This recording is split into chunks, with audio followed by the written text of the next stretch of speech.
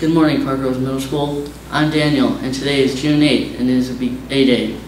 I'm Brenda. For lunch today, we'll be having romaine salad, peaches, orange wedge, or fresh juice basket, and milk. Did you visit the student store this morning? Also, don't forget, the student store will be open every Friday from 2:30 to 3 p.m. Come visit us and spend your charger cards. Just a reminder, students, any previously opened container is not allowed at school.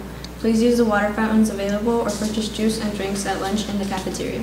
Now here's Trayvon with your update for the week. Thanks, Brenda and Daniel. Summer break is quickly approaching and it is time for the school to do some house cleaning.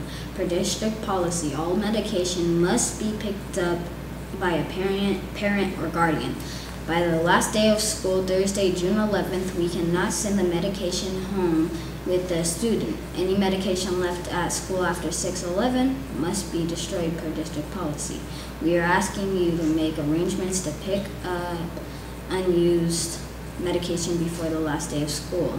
If you have any questions, please feel free to contact the office at the school. Thank you for your time and your attention to this. I hope you all have a great summer. New this year, Life Touch will be here to take pictures and issue ID cards. The lines may be long, so please be prepared. Please mark your calendars for August 19th and the 20th. We will be taking care of Business Day in Commons at Parkhurst Middle School from 11 to 3 and 4 to 7 on both days. Please bring your family in to register new students, pay fees, cash and check only, turn in paperwork, get your pictures taken, and ID cards issued by Life Touch. Purchase binders, put money on lunch accounts, and sign up for bus transportation. And now here's Tadrian with your weather of the week. Thanks, Brenda and Daniel. Today is going to be in the high 80s. All week will be sunny as we get ready for the summer.